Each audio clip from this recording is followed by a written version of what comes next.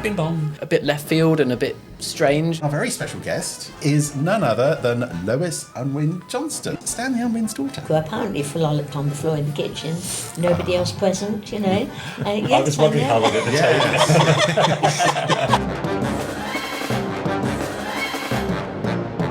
Anything can happen in the next half hour. Hello, I'm Richard James. What's going on?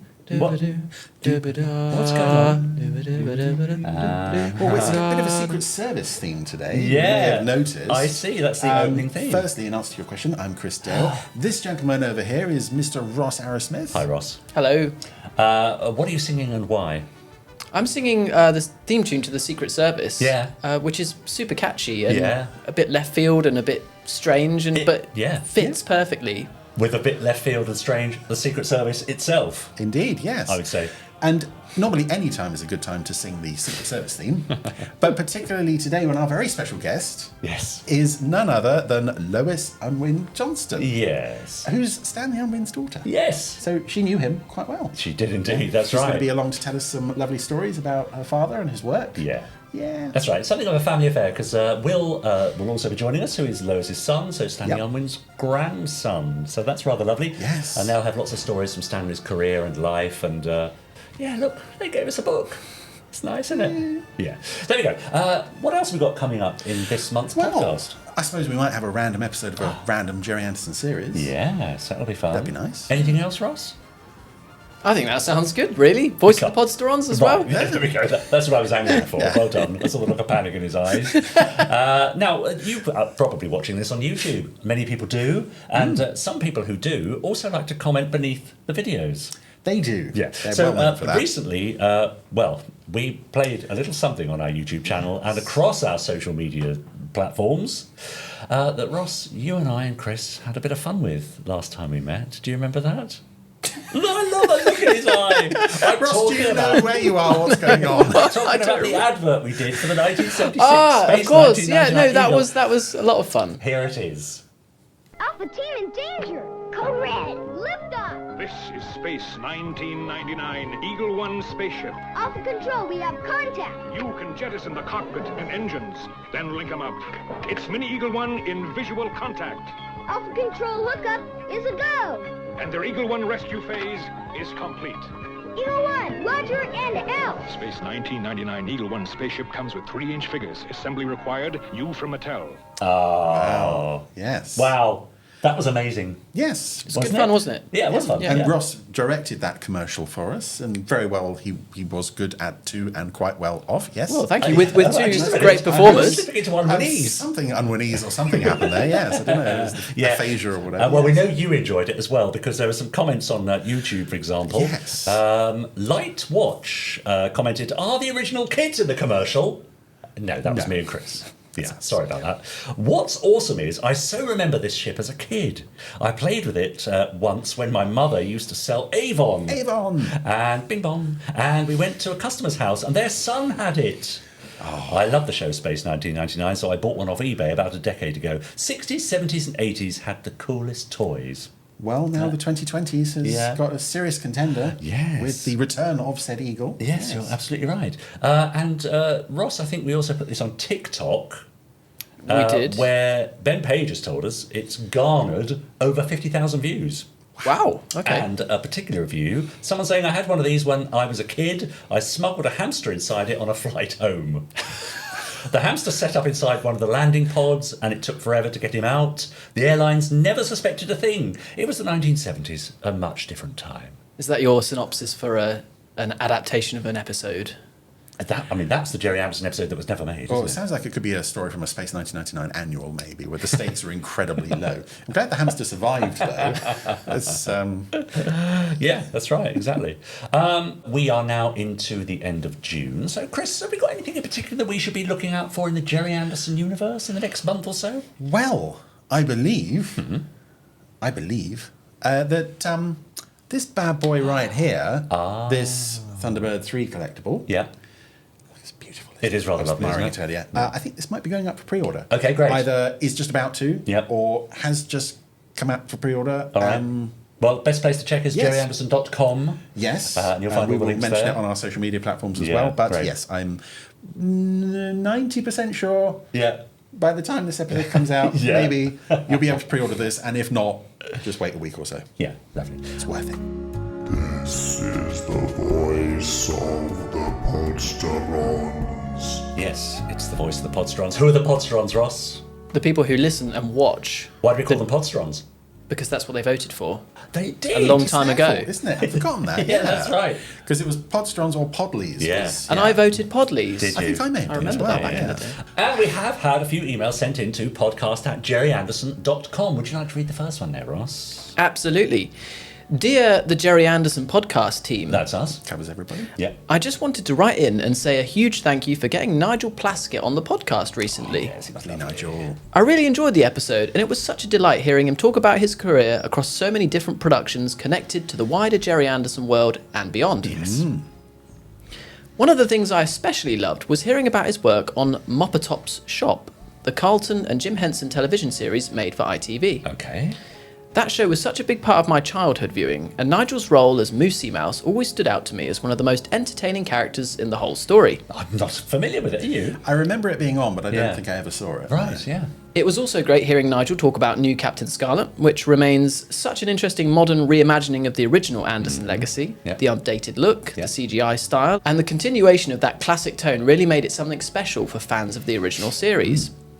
Episodes like this are exactly why I keep coming back to the Gerry Anderson podcast, Oh, because they always manage nice. to uncover connections and stories I wouldn't hear anywhere else. Amazing. That is Wow. nice. Yes. So thank you again for putting this one together and for continuing to bring such interesting guests onto the show. I'm already looking forward to the next episode. Hooray! Yours Yeah, sincerely, Yes. Nathan Simpson. Well, Nathan, thank you very much for that. And if you like behind-the-scenes stories, I think you're going to enjoy this month's episode because a little later on we will be talking to the daughter of Stanley Unwin, known to us as Father Unwin from the Secret Service. She'll be joining us with her son Will to give us some really lovely stories of growing up with Stanley Unwin as their father and grandfather. Deep joy. Yeah, indeed. Another one for you, Jonathan Chris. Westall says, Oh, yes. Hello there. Hello. It has been a while since I last sent an email to you. I've been busy has. enjoying the Thunderbirds Blu-ray set, which was well worth waiting for despite the delays, but you had good reason to do so. Thank you Right. for understanding Yes. that. Not many people do. Thank you to everyone involved in putting it together. Well, thank you. I'm glad you're enjoying it. Yeah. I'm really looking forward to getting the special edition of the Thunderbirds Technical Operations Manual. Yes, that's coming imminently, isn't Good. it? Yeah. Right. Yes, that Excellent. goes back on what we said on the news earlier. Right. Possibly the Well, manual might be announced as well. Who knows? It's a ballpark. We isn't it? don't know. We're just sitting here waffling.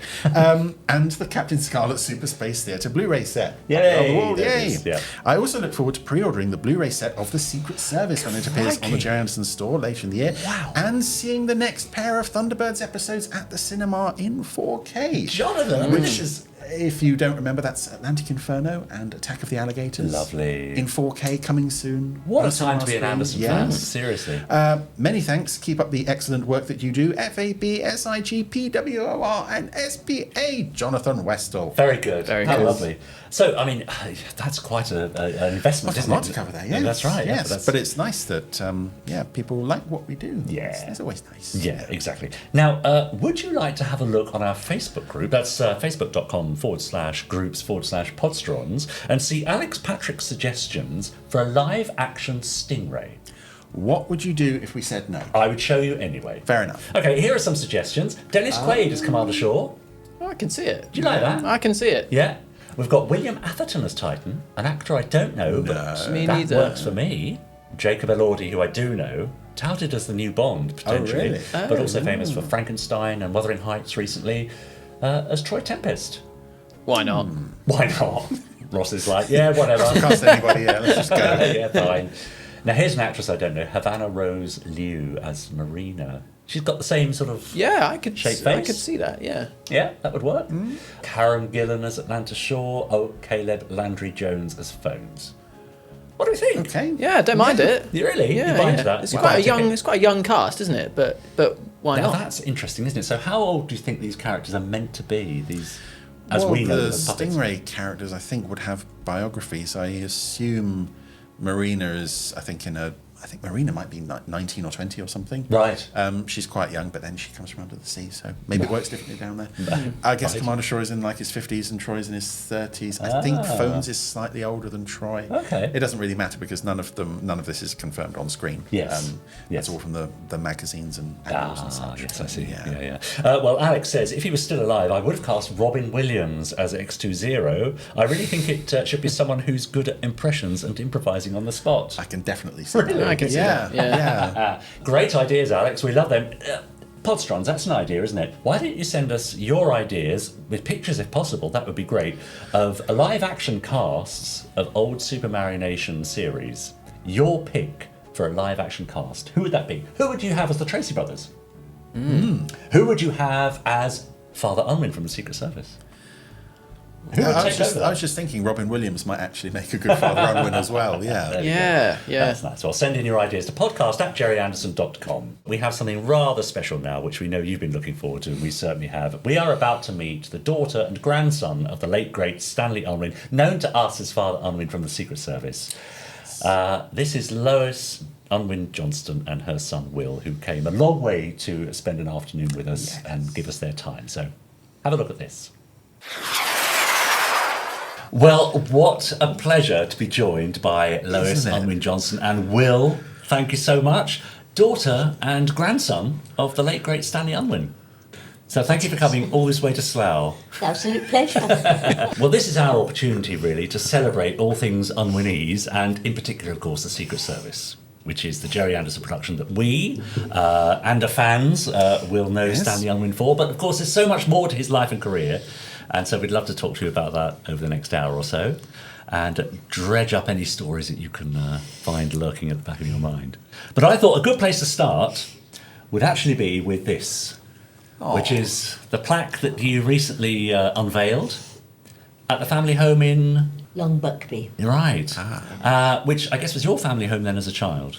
Well, I was actually at college when they moved into the bungalow here. Right. I was born in a house further up into the village, in the centre of the village, which my parents rented for some years when they moved from London. And it was just when we were older that, in fact, and I think the owners needed the house back. I see. They bought a newly built bungalow further up the road, and that's where they lived from then, I think 1960 until the time they died. Gosh, so a good 40 years or so. Yes. What took them to Long Buckby in the first place then, particularly? Well, Dad, he'd started work with the BBC, and of course he was very good at Morse code. And so as a wireless operator, he was sent to Daventry, which of course was the hub at the beginning of World War II. Got you. And that's how they managed. It would have been in one of the villages near Daventry, and I suppose it just happened where they happened to find somewhere to live first. Yeah, really, I see, really. And Long Buckby was very important because it had a station. And so my mother, who was London born and bred, was actually able to get back home just occasionally, and that would have been the lifeline to I'm sure it would, yes, absolutely. And you're still there, of course, then, in the local village? Yes, I'm still there. I think apart from furniture? Well, you could say that, yes. Yeah, lovely. Well, I'll just read out what it says. Stanley Unwin, 1911-2002, comic actor, broadcaster and creator of Unwinese, beginning his career at the BBC War Reporting Unit in Daventry, as you mentioned just then, Lois. Unwin's playful nonsense language, distinctive style of humour, led him to becoming a celebrated figure in post-war British comedy. A national favourite across radio, television and film, he starred in many BBC radio shows as well as the famous 1968 film Chitty Chitty Bang Bang. Unwin moved to Long Buckby in 1940, living for many years at 91 the High Street. Your family home, there it is. Amazing, isn't it? Yes. That was quite a campaign, I guess, to get a blue plaque. Did the idea come to you, or did you spearhead it? No, actually it was suggested to me. One of the local councillors said that West Northants, I think they had 8 to provide, and he said we really should have one in Long Buckby, and there's nobody other than your father really this time. So I provided him with most of the information, and then another person in the village actually also wrote about him and said, this is really good idea, and sponsored him. And so, yes, it was accepted. And Amazing. yes, we had a little ceremony up by the bungalow. And also in Northampton, when all 8 were actually shown. Oh, yes. And a special little ceremony in Northampton Museum. So was he something of a local celebrity then? I mean, people obviously would have known who he was. And they did in know their him, midst. yes, right from the time when he was in the village during the war, really, because he was always good with things like radio and television, and so people got to know this and got him to go in and put theirs right when they weren't working and that sort of thing. Right. He could turn his hand to anything, really. He could mend anything. Because he kind of adopted the nickname Professor Unwin, didn't he? I mean, Yes, he did. Was that kind of in recognition of the fact that he was a kind of a jack of all trades, and good with his hands? And I don't think so. I think that may have come about by one of his little videos that happened at the time, little films rather, where he was wearing a mortarboard and a cloak, and they called him a professor, and he had a blackboard. I think I've seen an image of that. That's right, and he was explaining something on this blackboard. Yeah. So I think they called him Professor then, and it rather stuck. Yes, It sounds perfect though. It does sound perfect, absolutely right. Does, And Will, what was your relationship like with Stanley then, as a grandfather to a grandson? I'd like to think very good. Yeah. We didn't really know much about his work. For me, as a child growing up, if ever I was ill and off school, I would go to Grandma and Grandy's house. And he would tinker away in his back room, which was often full of TVs and old radios. Because, as Mum said, people in the village would just pop in and say, "Can you have a look at this for me?" Yeah. And so it was an eye opener later on for me when I realised, he's worked by this. He's been in this film. He's influenced these people. Absolutely. You were telling us earlier how you were watching Chitty Chitty Bang Bang in the 1970s. Yes, in that house. house. Right. Yeah, because at that point I was probably 5 or 6, I think. Yeah. And yes, I can remember all the family being around for some reason, and then people go, "Oh, there he is," and not really understanding. Yeah, it's just my grandfather. Yeah, what's the problem? What's he doing in that box? It's odd, isn't it? So what? Stanley's very early life, and did he often speak about his? I know we were talking earlier, and perhaps you can tell us a bit now about his beginnings, as it were. Yes, he did tell me quite a lot about the time when he was fostered out and then went in the National Children's Home. The one in Congleton, I think it had just literally opened when he went there. Yeah. And I think he was quite happy, actually. And I think that they looked after him well. Yeah. And from the time he left there, he went to Penarth to the Henry Gibbs School, where I think he was really being trained there for an occupation at sea, the Merchant Navy, I think, really. Yeah. And that's where he learnt Morse code, you I see. Yeah. And, of course, that stood him in very good stead. But he did start, I think he had one journey, and he was violently seasick, and when he came home he sort of rather said, "Well, I don't really want to do this anymore." Right. And I think he was allowed, he probably had an honourable discharge, right. And he went then to stay with his mother in Leytonstone. She was a cook at a police station in Leytonstone, I believe. Yeah. And of course he was jobless then, but he used to go round and look at things. And there was this lovely this cycle shop. Well, I think they sold more than cycles actually, and it was run by somebody called Bert Trumbull, which is a lovely name actually. And Bert Trumbull turned out to be one of Dad's benefactors, really. It was obviously a very kind man. Yeah. And in his window, Dad told me he had these little crystal radio sets, you see. Right. And I forget how much he said they were, but I think they were quite expensive. Yeah. And he was looking in the window, and he said that Bert Trumbull came out and said to him, "What are you looking at, my little man?" You know. And he said, "Well, I'm looking at that. I think I could make that." And he said,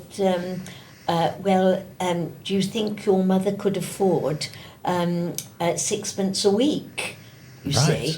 And he said, I'll go and ask her. And he went and asked her, and she said she could. So he let him have a crystal radio set, and I believe he took it back the next day made up and working. Wow, I see. And then Bert Trumbull realised that he could use him. Yes. And I think he employed him not only to make crystal radio sets, but also to mend punctures and all sorts of things in his shop for a while. Amazing. And yes, and he obviously he looked after, and he encouraged Dad to go to the local tech and get more qualifications as well, and that eventually led to his employment with the BBC, of course. Yeah. Plessis, and I think one other, Hughes, Plessis, and one of the BBC. Amazing. I think. And so just someone just to nudge him in the right direction at the right time. I think he must have been a marvellous Interesting, man. And strangely enough, his daughter's name was Lois, and I think I was named after him. Oh, how lovely. Yes. That's very nice. So even at a young age, quite a resourceful character then, obviously. And I think so. Happy to pitch in and,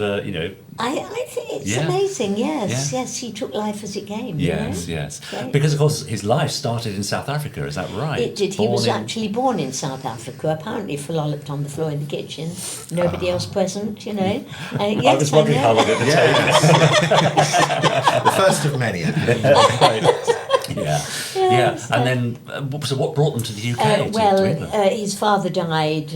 I don't know whether it was rheumatic fever or what he actually had, but he definitely died of something, you know. And they all came. There were 4 young children. So he had a younger sister at that time, Grace, and Grandma had to bring all 4 of them home, and they went to her brother's, I believe, at first. But of course, this was all during the First World War. Gosh. And then they had to move from there, and that's when, of course, she couldn't look after them, and they ended up by being split, and, which was a shame. And he never actually met his his father's parents. No. They were estranged for some reason, and we shall never know why, really, now. And what about his siblings? Did they ever reunite? Or who, Dad's sisters and brothers, you mean? Yeah. His brother died when I think he was 7, Oswald, I think, when he died. And his sisters, he never really got to know them at an early age. But basically, he didn't see his mother for 7 years, I think, after when he was moved to the children's home. So, you know, life was very hard for people in the First World War. Yes, and do you think people were more resilient then, though? Because communication was so poor. It was a case of having to be, wasn't it? Really, you didn't. Your expectations, kind of on your own, weren't you? Well, your expectations were less, weren't they? Yeah. I mean, you didn't expect to hear from your parents the same day because how could you? No, absolutely right. Whereas now with an email or a WhatsApp or whatever, instant, you know, if you don't get an answer immediately, you wonder why. Don't you? I'm so like that. I'm so like that. I know you've seen it. Why haven't you answered? Yes. Oh, how funny. We have a Facebook group, of course we do. Everyone has a Facebook group. Facebook.com/groups/podsterons. And every month we post on there who is our next guest, and we ask and invite our viewers and listeners to submit questions. Oh. And as you can imagine, we've got quite a few. So, Chris, why don't you get us started with some? Yes, Paul Hyder asks, what was your dad like away from the spotlight? Now, I'm going to hazard a guess and say, I imagine he was pretty much the way he was in the spotlight. Is that fair to say? I think that's very fair to say.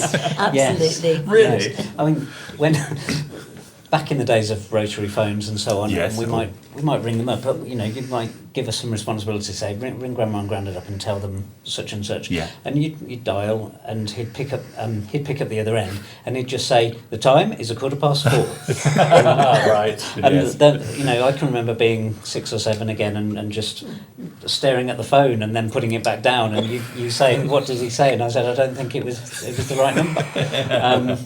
And yeah, I'm sure there are others, but yeah, he was, you know, he was as was. Because, I mean, his whole career it seems quite playful in a way. Yes. That seems his personality. He brought his personality to his career. Yes, that's right, he did. Yeah. I mean, another favourite saying was lifted the phone up and say, who calls? Yes. Right. You know? I was just thinking, I've read a story from one of the actors who worked on the Secret Service. Oh, yeah. And he would phone up Stanley up and he would get who called. And Oh, he'd yeah. say who it was who was calling, and Stanley would reply, Deep Joy. Yes, and then they carry on talking. That's right, yes. Oh, Yes, that's lovely. that's very it, sweet. Gary Hodgkinson has a question. Gary says, my dad always used to read comics to me when I was a youngster using different voices for the different characters. As your dad was known for his unique speech and comedy, I can only wonder what your bedtime stories were like. Any memories you would like to share? Oh, yeah. Our favourite bedtime story was Morris Monkey. Morris Monkey was one he made up, you Yeah. see. And Morris always had a pocket full of porridge. Or, you know, for instance, he'd be having his breakfast and his mother would be telling him off because he was going to be late for school. And she'd say, but you can't go until you've eaten your porridge. And so while she wasn't looking, he'd put his porridge in his pocket and then he'd run for the bus. And then the bus conductor would come along and say, fares, please. And he'd put his hand in his pocket for the money, only it was in the same pocket as the porridge. And so his hand would come out and it would be stickety clam. And then it was either that or he was getting told off by his parents for some other reason. It was always his mother telling him off, Interesting, you know. yes. And or they'd send him to bed. Yeah. And so on the way, he'd creep into the pantry and he'd take a tin of golden syrup and he'd pop into their bedroom and spread golden syrup on the sheets and then cover it up again. And so, of course, when they went to bed, they'd say, oh, he's gone to bed, that's good. And they get into bed, stickety clam. It was always like that, really, you know. Amazing. And he had marvellous adventures. You know, he had a magic pencil he found Of course, once, yes. you know. Picked Morris up the then. pencil, and what happens, you know, what shall I do with this? Oh, all right. Oh, and lo and behold, a genie appears, you know, Yes. and gives him 3 wishes. Yeah, great. Oh, yes, it was things like that. Where really. did this sort of imagination come from, do you Well, think? Because were there any sort of theatrical, anything in the family that you know about, or no? Not that I know of, really, no. Yeah. I think it was probably flashbacks to all the stories he knew himself. I mean, face it, you know, the genie with the lamp and everything. Yes. Well, why not? Yes. Get a genie with a magic Absolutely, pencil. yes. Or yes, it's amazing how you can make these things up, isn't it? Yeah. And yeah, they were definitely our favourites. And of course, they were totally unique. you Yeah, see. of course, that's So- right. So, but the other ones, we did have Goldilocks, you know, and Yeah. 3 bears, you know, and Trickly How Down the Garden Path, you know, Farlolloped on the Floor, or Grey's Knee Clappers, bit of Vasalubris makes it all right, though. Yes, and you know, that sort of thing, really, wasn't it? Yeah. And he did a book about that in the 80s, didn't he, as well? He did. Goldilocks and Other Fairy Tales. Fairy it was. tales. Oh, really? Yeah, fairy Yeah. Of course it tales, did, yeah. that's it. Yeah. And as children then, were you aware that he was mangling the language? Or did you just think everyone's dad did this? Oh no, well we knew he was on his own, really. Yeah, You know, he yeah. was unique, really. Yeah, Yes, but it didn't bother us at Yeah, all. yeah. You know, I mean, in the past, I've actually had people saying to me things like, "Oh, you know, you've got to speak properly to your young children, or they won't learn to speak properly." Yes. And I say to them, "Pardon." Yeah, You absolutely. know, Yeah. you know, how have I become? Yes. As A I teacher. Yes. absolutely. That's right. You know. Absolutely, yeah. You seem quite a rounded individual to me. Yeah. Because you get that every so often with things like the Teletubbies Yes. or In the Night Garden, or the characters don't talk I think properly. they're marvellous, the So Teletubbies, yeah, yes. they have an impact, and no adults are wandering around now going, "Me want tubby custard," or as far as we know. Exactly. As we know. Let's have a look at a clip then of, well, Stanley giving us a little quick explanation of Unwinese. Let's have a look at this. There's not a logic here in the Unwinese. I think it's the ideas more than an imagery moving past, that one tries to grab a word and maybe part of the word that expresses the idea comes out. Possibly enough of it joined to the next syllable which conveys perhaps an idea of what one is trying to say. Yes, and oft when on my couch I lay all prostratus there, in jocular or in pensive moody, they flash upon their inward eyeball. Oh, they're all bliss of solitude, ho, nothing more behold, or no though. And then my heart all jumpy huffalo darter, and dancing with the daffy down dillies. What could be more enjoyable than a spring mould in the winter mould? Oh, very few. It's just so upbeat and happy and cheerful all the time. There's something I really love about that. Yeah. And it must be lovely for you, Lois, in particular, to have your father in the kind of the public domain for people to still enjoy. It's really heartening to see. And to be able actually. to log onto the internet and just see your father in action in something funny. It really is. Yeah. I mean, years ago when he was alive, you know, he was such a gentle person, you know, and people just accepted him as he was, you know. But I suppose, you know, as Will said, you didn't really think that it was anything out of the ordinary. Yeah. When now you look back at him and you think it was out of the ordinary. It was very much out of the ordinary. Absolutely. And it's so lovely that people are actually remembering this and acknowledging it now. That's right. Yes. I mean, we should mention, I suppose, the upcoming Blu-ray collection of the episodes of The Secret Service. So there's a whole new generation potentially about to discover It's fantastic. Father Unwin and his exploits. But even every so often you see on social media someone will repost that clip of him talking to Peter Hawkins, who did the voice of Bill and Ben. And you know, people have no context for that, but it's still a winner every single time. It's one of the best, isn't it? I love that. I could watch that just forever. Andrew Clements says, "Hi Lois, I really enjoyed Stanley's appearances in both Chitty Chitty Bang Bang and Press for Time." I believe we have a clip from Press for Time, do we? Yes, let's have a look at that. And now this great move which hath us through this afternoon for the launch of this 1,000 load which has its culminate in the progressive third this council's third. And we've graced us all with the august presence of Lady Mayor Throver holding the gathering, and Major Bartley caught the corners out as the self-made man which gave the newspaper beneficent and throughout the whole humanity's throw. Also the family gobstow, there's a great for this house which gave them the tenor mould and the slummery and the pleasant prospect and the heartload of the strill. And now the mode go for introducing the force of Major Throver, Mayor Bartley. There, makes complete sense to me. So Andrew asks, do you have any anecdotes he may have shared about either Press for Time or Chitty Chitty Bang Bang? And do you enjoy these films too? Well, the first one, Press for Time, I don't remember an awful lot about that one. That was Norman Wisdom. That was Norman Wisdom, well, yes, it was.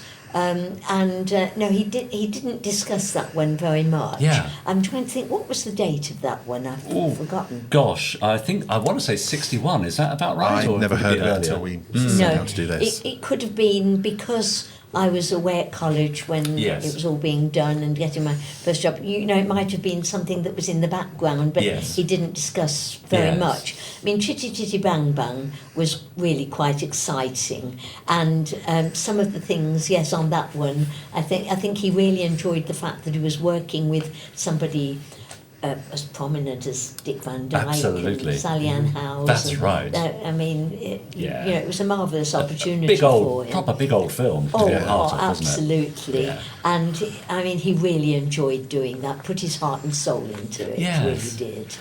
For him, was it, work was work and he didn't talk about it out of school, as it were, or if it enthused him enough, would he come home with stories generally? Well, he used to talk about it when asked, but not huge amounts. I think because, my mother was at home, and he would come home and perhaps think, well, this is home, and perhaps I've got to make this as normal as possible and not discuss it all the time, because if I do, it might not be, very enjoyable for everybody. I see. And he probably liked a little bit of respite himself as well. Yes.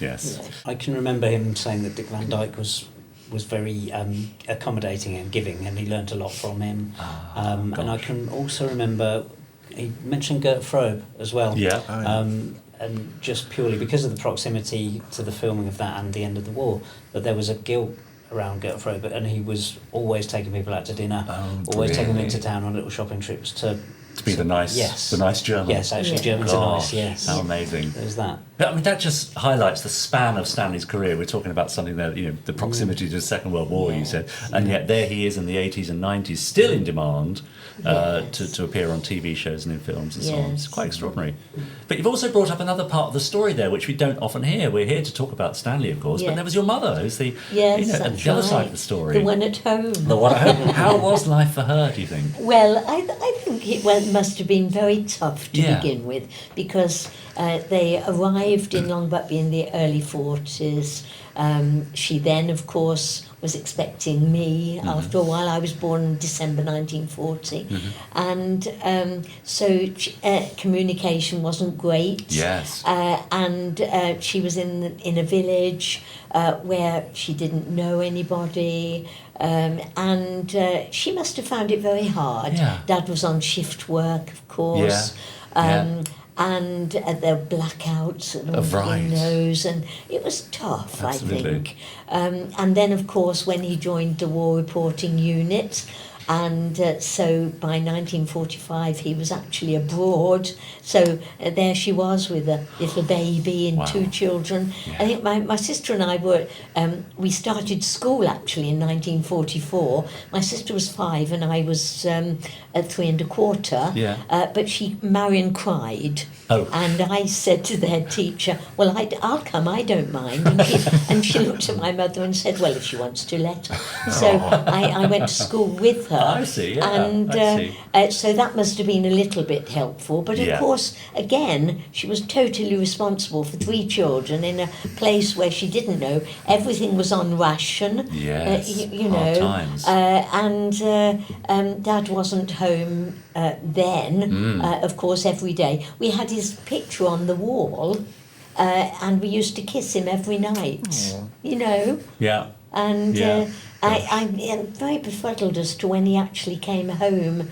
At one point he was injured slightly and he came home for a little while, and then he was off again, you see. Yes. And then, of course, when he came back, he then was immediately sent to Birmingham, and then he was in Birmingham for a while, and then he was going to London, and my mother absolutely refused to move. Right. You see, by then. Yeah. And I can well understand why, because she would think, I think by the time perhaps he was transferred to London, they probably couldn't have afforded to move back to London, to be perfectly honest. Absolutely right. And by that time, all 3 of us were at school. Yes, and your mother had perhaps found something of a support network locally that's right, and made friends and so on. Yes, and I think she probably thought, to big upheaval for all the family, might he be moved from London again? Yes. Who knows, That's right, the way he's going, he was a law unto himself. Absolutely, that's right. Really. And then when his sort of showbiz and acting career took off, I guess he was off and out that's right. all the time. Yes, it wasn't just London, you that's see. right, then, was it? yeah. So yes, I think it was pretty hard for her. She never was a person who liked the limelight, you see. Right. And that wouldn't have helped. She did go to the premiere of Chitty Chitty Bang Bang, actually, and I think enjoyed that, actually. Yeah. But apart from that, she was quite a shy person, I think, and.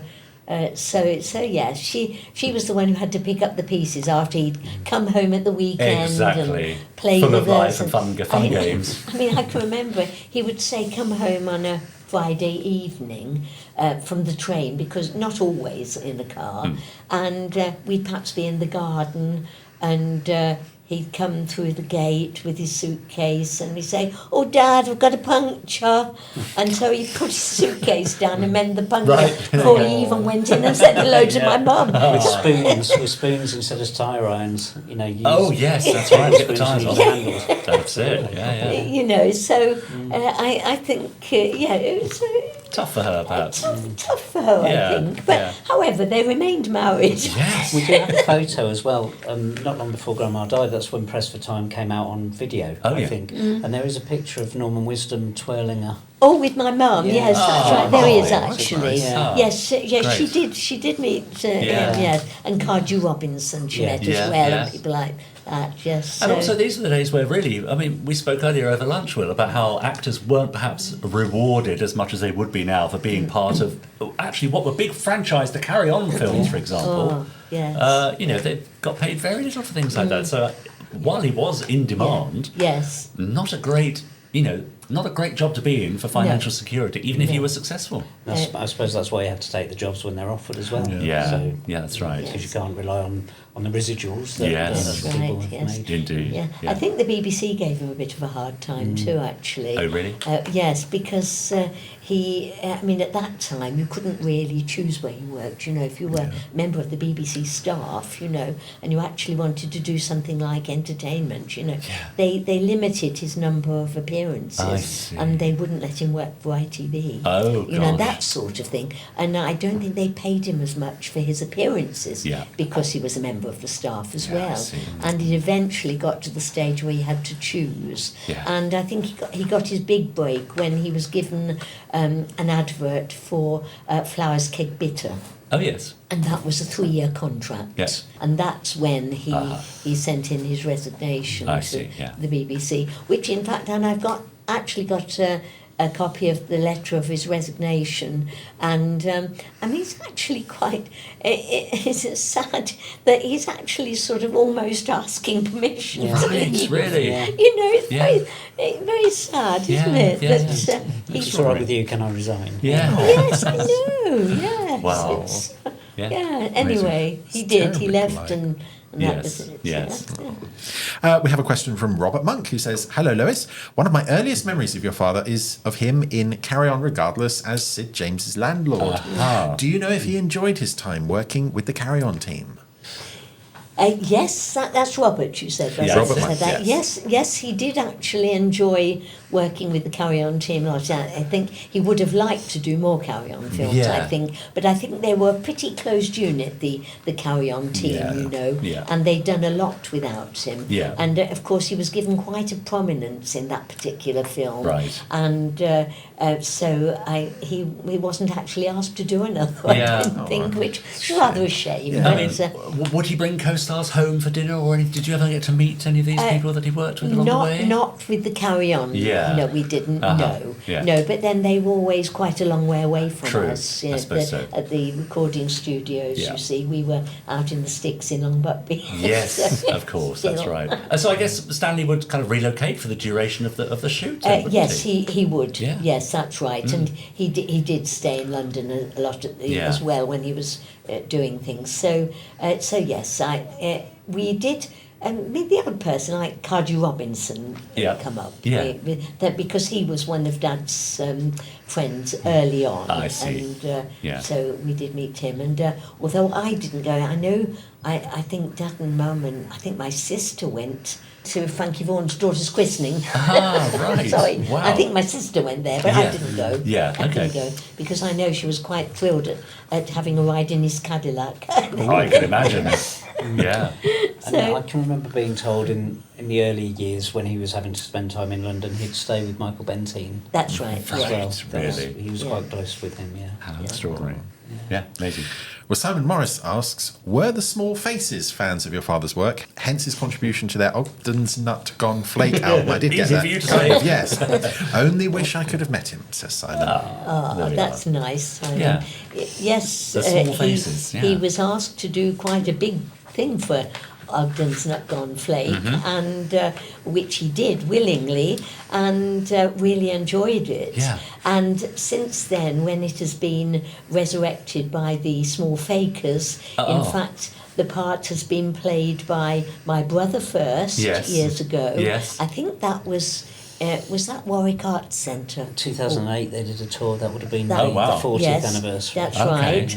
And my brother did it then. Yeah. And of course, since then, my son has done that's it as so well, lovely. which is brilliant. We've still got the crown. Right, the crown. The crown. If you look on YouTube, there's Colour Me Pop. It was like a precursor to I'm not quite sure what it's precursor to actually, but it was like a kind of Top of the Popsy type thing. Was it? It was more like a bit like Arena, where they do one-offs, and it was Mike Dean was one of the presenters, who's Emily Dean's dad, who works with Frank Skinner. And writes and so on, and he does the introduction, and Grandy's sitting there in a chair in the ermine robes with the crown on, sort of reading, and he says, "Are you all sitting comfortable? Yes. On your body." Well, and I'll begin, and then they play. And that might then be a little clip that I have here. Now, as you'll see, because of copyright reasons, I've only included a little bit of the music. Otherwise, we won't be able to show it. Yeah. But this is the end of one of the tracks. Now, like all fairy stories, this one begins once upon a Tyto. And Happiness Stan, whose whole life symbolised by the multicoloured radiate and scintillate of the multi of the rainbow, lived in an ancient Victoriana charabang. And this is the old type sit-up and beg, rotate to poppy with solid wheels all rotated there, very flat, even to squash your toe neighbours. Oh, yes. I'm trying to go along with Grandy in my head while he was doing that, and it's different to what I showed you earlier that's in the book. So. Yeah, absolutely. How funny. Gosh. And you were saying, if I'm not being indiscreet as well, that actually he received not a penny for that and never has done. That's right. So that just goes to show, doesn't it? Yeah. Someone somewhere has made some money out of that. I would think they have. Wasn't Stanley Unwin? No. That's right. Shame. Yeah. Button Moon Hannah says, "Hello Lois, congratulations on receiving the blue plaque for your dad. So far I only know him as Father Unwin from the Secret Service, but I've been discovering more roles online that he played in both TV and film, including the Carry On films. Even though I don't understand what he's saying, it's still amusing and deep joy to listen to. I think it's so clever how he did it. Did you find his Unwinese entertaining too, or just ridiculous?" Well, we found it very entertaining. Just occasionally, when we were expecting a proper bedtime story, and he'd start off and say, "Oh, Dad, tell it properly," but of course ended up by laughing and giggling at it. And our friends used to come round and listen as well. Of course they did, absolutely. Yes, but they always called him Mr. Unwin, Very formal. It's funny, because you did in those days. Yeah. It's funny, isn't it? Absolutely. Looking at these clips, in some of them, he's younger than we are now, probably Will, and yet in those days, he, frankly, if you don't mind me saying, he was already an old man when I knew him in the 70s, when I used to watch it. Isn't that funny? Yes. And yet he obviously lived for another 30-odd years after That's that. right, he did, strange, yes. isn't it? But yes, we found him very entertaining. We loved him to bits. And Quite right too. did he teach you the rules of Unwinese, or did you pick anything No, up? because there aren't rules. No rules with it, really. Yes. It comes... Right. The flow is there, and because it actually does mean something, you see, and it's not nonsense. Yes. And therefore, there can't be a rule with it, can there, you see? That's because right. every word is different. I think if it wasn't the English language, you might have found it more difficult. I mean, how you'd do it in German, That's I don't right. know. Yeah, gosh, that is interesting. I wonder if there's a German counterpart somewhere. Well, there must be a translation of the Secret Service. I suspect there is at least a French translation. I wonder if they translated it, the Unwinese to French, or just didn't bother. That's a really good point. He's just a weird vicar, and that's that. That'd be interesting. All right. Well, talking about the Secret Service, let's have a little look at this.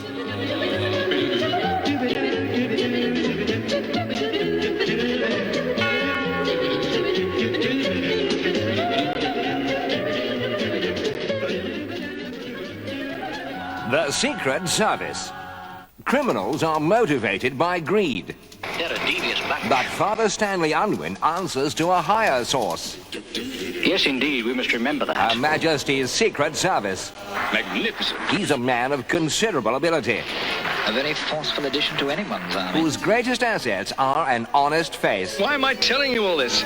and the Minimizer, a top-secret shrinking device. Let's just call it a miracle. With the help of his trusted assistant Matthew, Father Unwin fights the big crimes in a small way. It will require a very unorthodox approach. Join the crime fighter who's one of a kind in The Secret Service. There we go. Wow. So that's, the trailer for the VHS that's probably out, 20-odd years ago? 1992. Oh, gosh, 30-odd years ago. Yes. Yeah. Amazing. You mentioned to me earlier that you had thoughts about Matthew there. I suppose we should, before we go any further, Actually, That's a loaded question. And on that, we're going to leave that as a cliffhanger. I'll come back to that thought in a moment.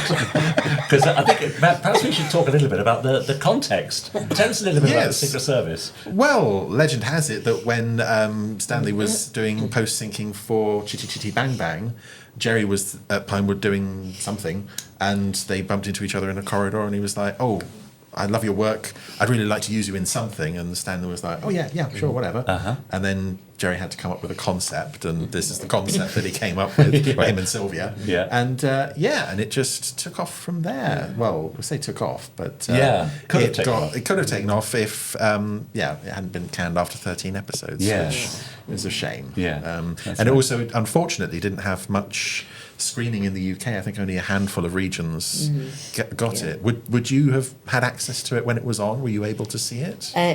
Not on television. No. I mean, the time it was on was at a time when probably you were quite small, weren't you? And I was probably very busy. So 69, 70? Yes. So, yeah. You see, well, yes, Yeah. Will Not would in- have just was on his born way, in- yeah. that's right. So I think life was pretty busy one way and another. But we knew about it, and it's just that we didn't have time to really concentrate on it at that particular time. So this was the last, really, of the classic kind of supermarionation stories, even though, as we know famously, it combines live action, so we actually see Stanley driving the car and doing the long shots and crossing the road and so on, and puppetry when we get into the close-ups, which is quite an odd mix. And as we've alluded to, it didn't make quite the splash that it should have for various reasons. Lou Grade sort of lost confidence in it. Well, he said it would never sell in America, which is odd because you were talking earlier, and I know for a fact there are Americans who have seen it and love it.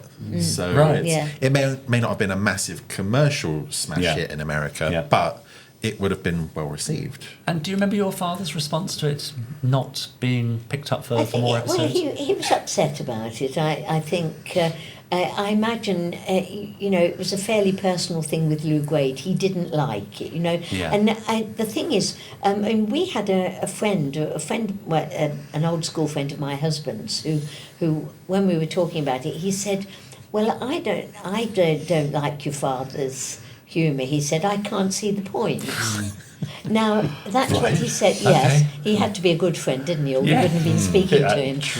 Always known as Derek. He was always known after that as Can't See the Point. And they used to visit us, actually, and they lived in Berkhamsted. But if ever they travelled anywhere, they used to call in, you see. And I can remember, our daughter Emma, she was a, "Mum, there's somebody coming to the door and it's Can't See the Point." And she said, yes, and I think probably Lou Grade maybe was like that. His sense of humour was such that he couldn't see the point. And if he couldn't see the point, he couldn't think that Americans would understand it. Yes, that's right. And probably, he did what he considered right at the time, Yeah, as so many people that's right. do. And he called the shots, didn't he, Lou Grade? So. That's right. By that point as well, there were a lot of puppet shows sort of in existence, and you have to think, well, he may have been thinking, well, we don't really need another one, but the fact was he had commissioned this. He must have known Stanley's work. Yes. Would have expected it to appear in the series. Unless he was just so busy that day and he just went, whatever. I'll sign it. Maybe. Here's a blank check, off you go, make it. I don't care. Yes. Which is a shame. But there we are. It must have been difficult though, because Stanley is so synonymous with the programme. Obviously he is the starring role, it's his voice, he's doing the acting work, and to have that taken away so ignominiously must have been quite difficult. But he took it on the chin. That's the business, isn't it? That's right. I'm sure he was used to that, really. Well, I think he'd had a lot of blows in his life one way and another, so I suppose it really didn't. That's right. Well, legend has it that there is one particular clip that is the moment that Lou Grade sort of said, "That's it." If that's the clip that is marked on the script. I think so. Yes, it is. Let's have a look at this.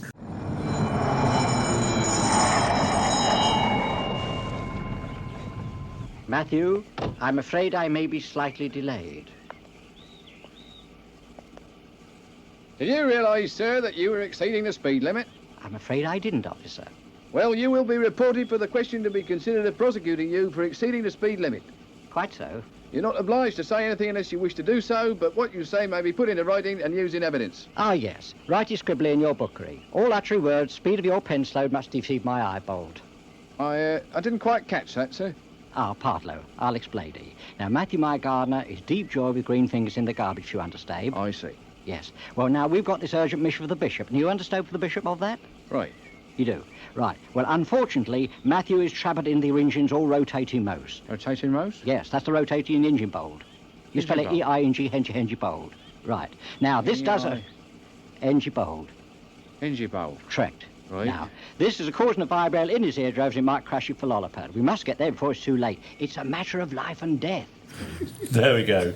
Putting his trademark unreleased to good use there. Yes. But you're suggesting that's the moment where Lou Gray kind of Allegedly, checked out. yeah, that's from the first episode. Yeah. But who knows? That's such a shame, isn't it? Because, looking at that was so dad, Yes. It was, I mean, I'd made a few, when I was looking at that, you see, I actually found my notes and I actually wrote righty scribbly in your bookload. Engibold, that's spelt E-I-N-G, Engibold. There you go. And that's right. Yeah. It's like farlolloped, F-R-lolloped. Yes. I mean, how else do you spell it? Yeah, that's fine. Makes complete sense. And, I mean, to me, that's humorous, but obviously to Lou Gray it wasn't. Yeah. But I suppose we mustn't get too hung up on the fact that it didn't go any further, because we do have those 13 wonderful episodes. Yeah, exactly. That's what we must celebrate, really. And we're about to have them in glorious HD for the first time ever. Exactly right. That's right. Which is brilliant. So going back to Matthew then. Yes. Now, you did mention that you had certain thoughts about Matthew, the gardener, over lunch. Oh, I thought she was lovely. Yes. I thought, my goodness, he worked so hard. He did very hard. There's Father Unwin, who, with a flick of his finger, could do all these wonderful things. Yeah. But all he had to do was say to Matthew, do this, do that. And poor old Matthew would be... Go and deal with that vicious dog, Matthew. That's right. To do all these fantastic things, to get it to happen. All that on a gardener's wage. Yes. Absolutely. Not appreciated. And that little minimiser. Yeah. And I don't know, I don't think I have told you this before, but, sometime after Dad died, there was a knock on my door. And a couple of complete strangers there who'd been sent by someone they met in the churchyard. Yes. And one was a disabled man in his 50s who'd been brought down by a friend by motorbike from Kiel. Gosh. To see Dad's grave. Yeah. And he said, I hope you don't mind calling, but he said, Simon has been absolutely obsessed with the Secret Service, and his garage is converted into this place where he actually acts out the Secret Service. Well. And he'd made him a minimiser, pretend minimiser, out of an old cassette recorder, and they sent me photos of it photos of it, and he'd got a little suitcase and an action man dressed up like Matthew, and it was amazing. Honestly, so they stayed for coffee and we had a good chat, and actually a couple of times after that, because he lived with his mother, Simon, and she was quite ancient as well. Yeah. And Alex and I drove up there to see them several times, took them out to lunch actually. Yeah. And but we lost touch a few years ago after his mother died. Yeah. And we didn't keep in touch because we felt we couldn't really. It was a bit difficult when you're corresponding with, people might have got the wrong idea. We were trying to muscle in on him, and so we thought it was best not to. What a shame. But that was it was really great that happened. And actually, did you mind the intrusion on your daily? Yeah, well, actually, no, I didn't. It was really nice to have that. We do know. We'll show a picture a little later on from Rich Goodborn, one of our viewers. Recently did a pilgrimage, took pictures of the house and the plaque and the grave. We'll be showing a picture of the grave later. I love so it. it is It is a place of pilgrimage for some people. Well, that's true. Isn't that lovely? Quite a few village walks go on, and they usually go round to see it. People ask to go round and see it. So it was actually right that he got that blue plaque, really. Absolutely. And I think it's actually made something in the village, hasn't it? That people will actually go and look out, which is absolutely great. But as far getting back to Matthew, I just felt that he was just so committed, and it didn't matter what Father Unwin wanted. He always was willing to do it, you know. And as I say, the one that really fascinates me is where he's stuck in that dog kennel, and this enormous dog's licking him away. And it's a real dog interacting with the puppet. It's lovely. But he comes out of it unscathed, bless him. Amazing. Well, Andy Howells says, I've only just discovered the Secret Service, but I'd love to know how Stanley handled driving the beautiful Model T Ford. Well, we've got some footage of Stanley in the car. I mean, it's a thing of beauty, isn't it? Yes.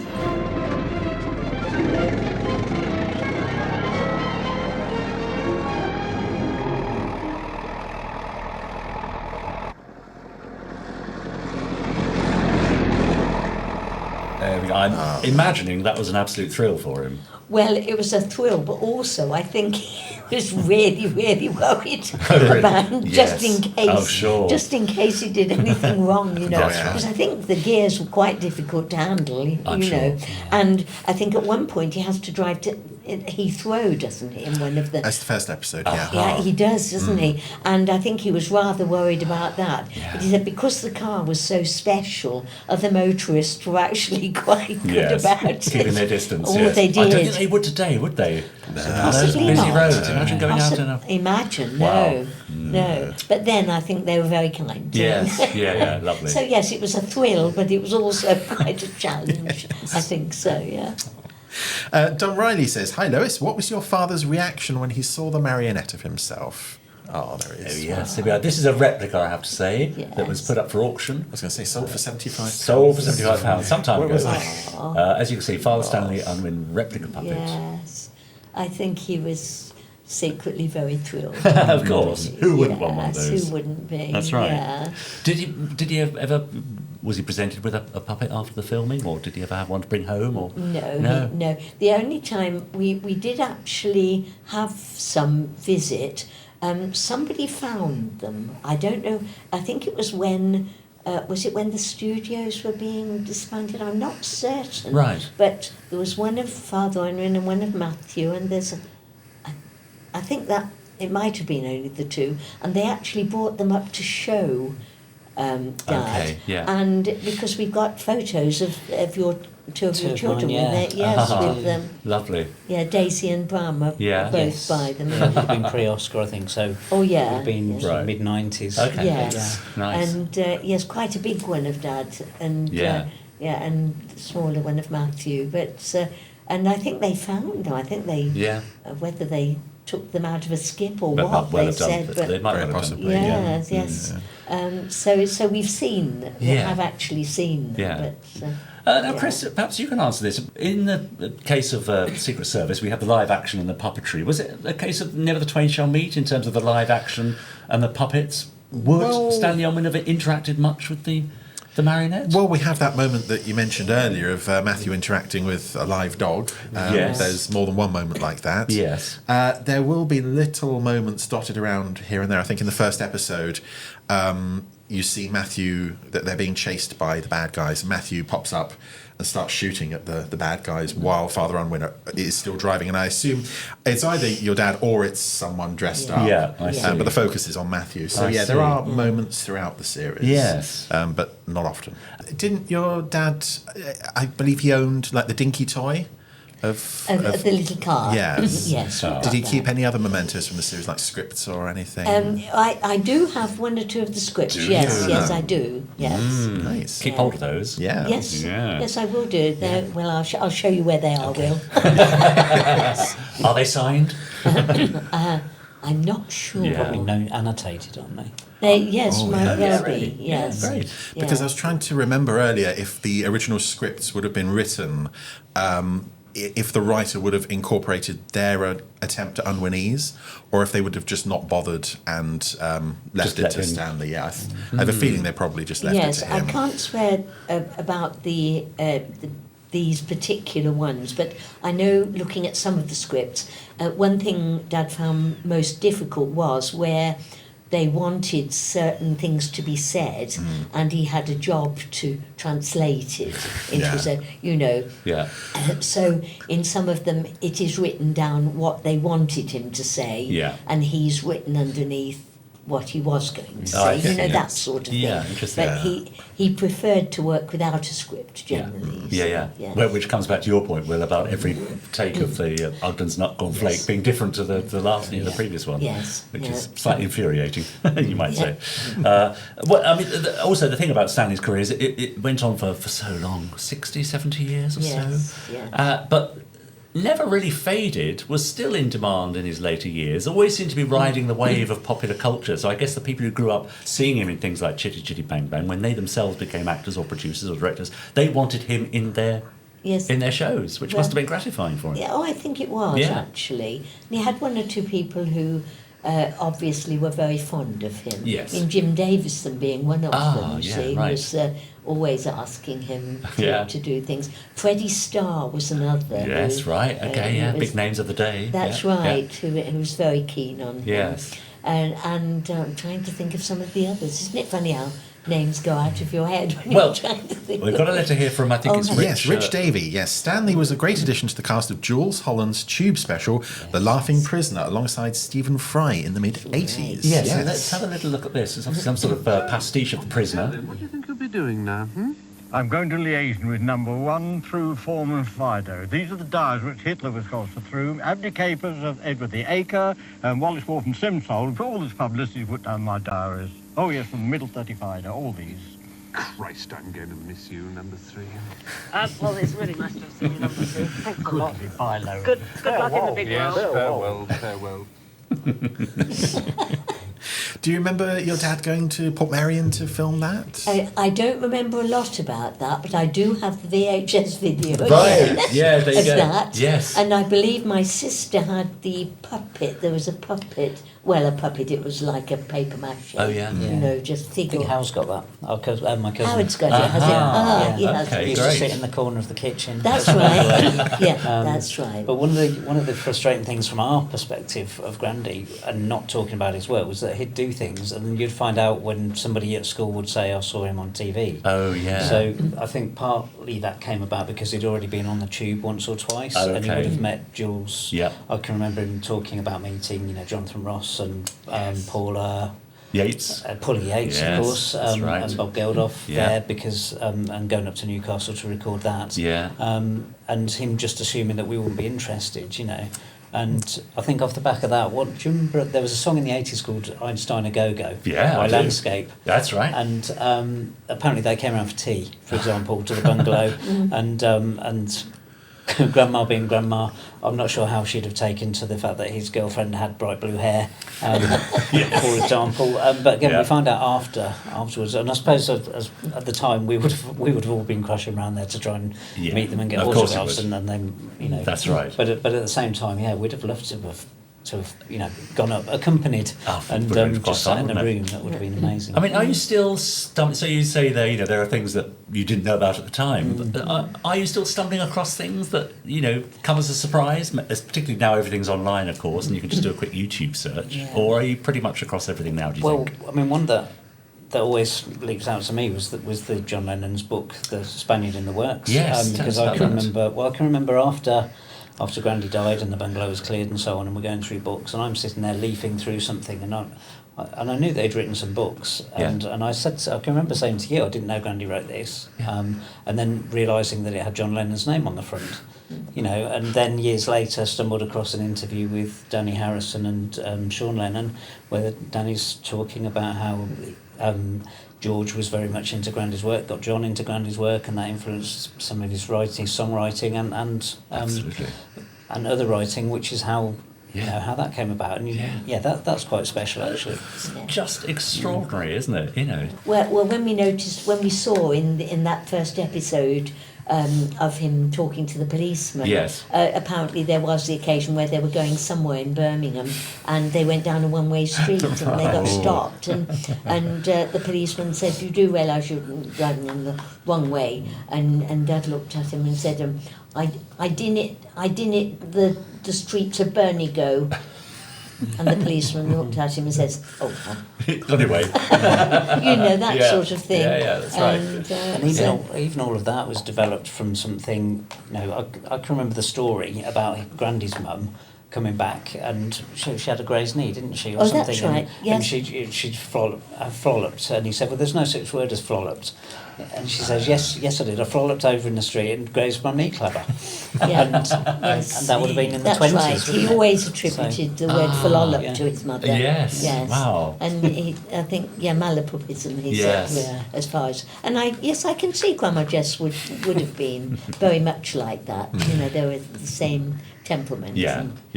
How lovely. Humour. Yeah. John Stock says, "Hello Lois, thank you for coming on the podcast. What is your favourite show or film that your dad was in, and what made you most proud of him?" Oh, golly. I suppose the favourite film itself has got to be Chitty Chitty, because that's the one we've seen most, really. Yeah. And because he looks so lovely in it, in his curly wig everything. That's brilliant. But also, I like the Father Unwin. I just love to see him in his dog collar and everything, and looking so benign.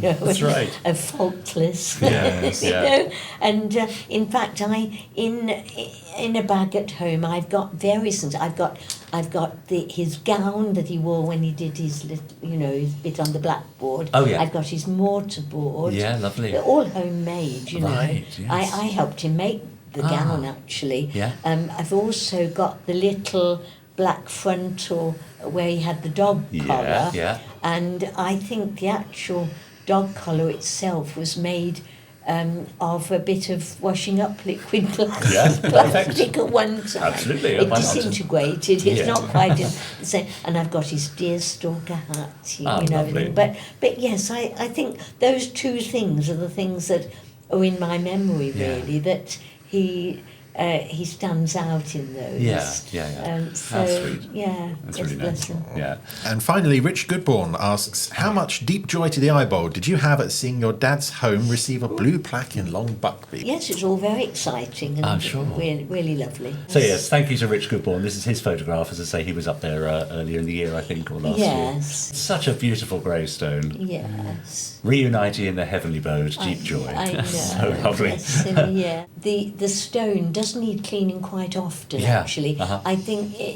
of course, when we actually had that done, I didn't have any experience of how gravestones weather or anything really, absolutely. and we just chose something that we thought would be nice. But it does get dirty pretty quickly, so try and have it cleaned every couple of years. Yes. And I think it had just been cleaned probably when that looks lovely, was doesn't it? taken. I think that's right. No, judging by the flowers that are on it now, I think. Yeah.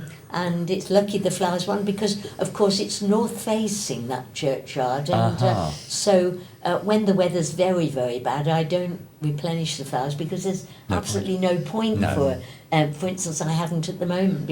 It would have been his birthday last week, and I would have put some on them, but the wind and everything's been so bad. I've left it until it's improved a bit, so they'll last a little bit longer. You see, but how lovely it looks in the sunshine as well, doesn't it? It's really nice. And a beautiful spot. Yes, it is actually, and it's not far, of course, from where I play the organ. And right. Yes. So, there you go. Gosh, how lovely. Well, finally, we have a very important job for you, Lois. Or Will, actually. You have to fight amongst yourselves because it's the time of the show where we press the button, the big red button, to activate the randomiser. Now, Chris, tell us a little bit about the randomiser. It's not going to hurt. Tell us a little bit about the randomiser. Well, the randomiser is quite simply a wonderful machine that has every Gerry Anderson television episode of feature film ever made inside it. And by pressing that button, you will make it select a an episode at random. Yes, That's which really we will how it then works. sit down and watch with you if you'd care to join us. Oh, that would be wonderful. This wouldn't could it? be anything. Shall I do Yes, you do. Yes, You do. anything from Torchy and Twizzle in Torch and Twizzle 1957 all the way through to. Thunderbirds and Space 1999. Yeah. It's random. Yeah. It could be anything. Oh. So, between you, perhaps you'd like to pick up the button so we can see it in this camera here and give it a good press and let's see what happens, shall we? Come on then. Oh, good. That's good. Right. Double-handed. Here we go. Hey, So we're okay, scrolling so- through some of these names you might remember. Farlolloped like Five, Mike. Stingray, It's slowing down. Captain Scarlet and Joe 90. There's a surprise. Wow, what are the well. odds? You've got a magic touch. Obviously. I think the randomiser likes you, Lois. As I said last time, we had a guest last month, Nigel Plaskett, who voiced a character in New Captain Scarlet. Yeah. And what did the randomiser choose but an episode of New Captain Scarlet? Well, The it's chances almost. 2 months on the trot. I think the randomiser knows. I think that's what it I is. think you're Yeah. accrediting a small inanimate box with Yes. too much. All right, yes, you're right. Glad You're it right. wasn't a minimiser. That could have been disastrous, couldn't it? So, for the viewers and listeners at home, Chris, that may not be that familiar with the Secret Service, give us a little rundown of the series Well, they would in have general. seen the trailer earlier on. That Yes. explained everything. Yes. Father Stanley Unwin is a vicar who's been given a shrinking ray, and British intelligence get hold of him and say, "You've got a shrinking ray. Come and be a secret agent for us." And so he does. There you go. In a nutshell. that's it. And which episode are we going to be watching? We're going to watch The Feathered Spies. Amazing. Yes. Okay, so The Feathered Spies. Now, the series, or rather, the episode has got an average score on IMDb of 7.5 out of 10. But here's a typical review of the series as a whole. With its choral Barry Gray theme tune, Service was a charming series, not too far removed from The Avengers, with its idyllic English country setting and bizarre plots. But Lou Grade, head of ITC, felt the show would not appeal to the American public and had it cancelled. And then at the bottom there it said, many ITV regions opted not to screen it. Even when BBC Two were raiding the Anderson back catalogue for their 6 p.m. Friday slot in the early 90s, they inexplicably passed up a golden opportunity to introduce the Secret Service to a new audience. Well, we are going to remedy that by introducing the Secret Service to our audience, whether they Yes. like it or not. Indeed. And that means that we need to give Lois and Will one of these. Now, time for Fab Facts. This episode of The Secret Service offers us a unique insight into the life of Gerry and Sylvia Anderson at that time, being as it is the only episode of any of their series to be filmed at their house. So here we have a picture of the Andersons standing by their front door. And here's Stanley Unwin walking towards that door in the episode itself. Oh, so that is their house. That's Yes. very nice, isn't it? The house in question was, and probably still is, on Manor Lane in Gerrard's Cross, which doubles as the home of John Masden in this episode. Not only do we see the front of the house, we also spend quite a bit of time in the Andersons' back garden as Matthew has a look around. And it all looks rather lovely. There's even a cameo from a member of the Anderson family, as the dog who menaces Matthew in the garden is none other than the Andersons' own dog. Oh, well, look at him. Masden's Mercedes, seen parked outside the house throughout the episode, did not belong to the Andersons, though. The original plan was that the episode would make use of their Rolls Royce, because they had a Rolls Royce. It did. But in the Famously. event, that car was unavailable, and instead Reg Hill's own Mercedes doubled for Masden's. And the Andersons' Rolls would have to wait a little bit longer for its TV debut when it finally appeared in episodes of The Protectors, and I think UFO as well. Okay. Well, I think we can see that in action here. So here's Robert Vaughan, who you will know in another Anderson series, The Protectors, and Gerry's own Rolls Royce. Yes. Making an appearance. I'm going to be humming this theme tune for the rest of the day now. Oh, yeah. Curses. You like this show, don't you? Yeah. PG.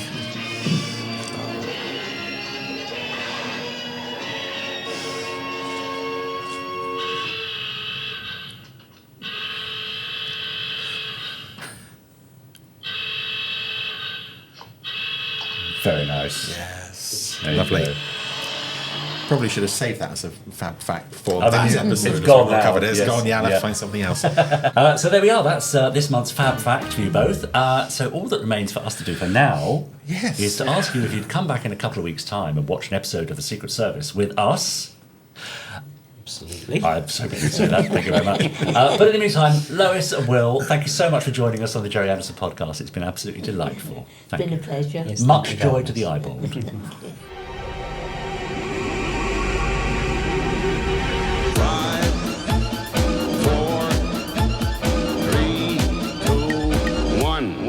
let's get started.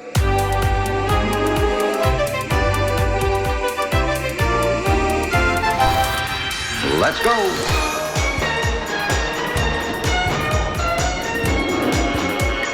Spectrum is green.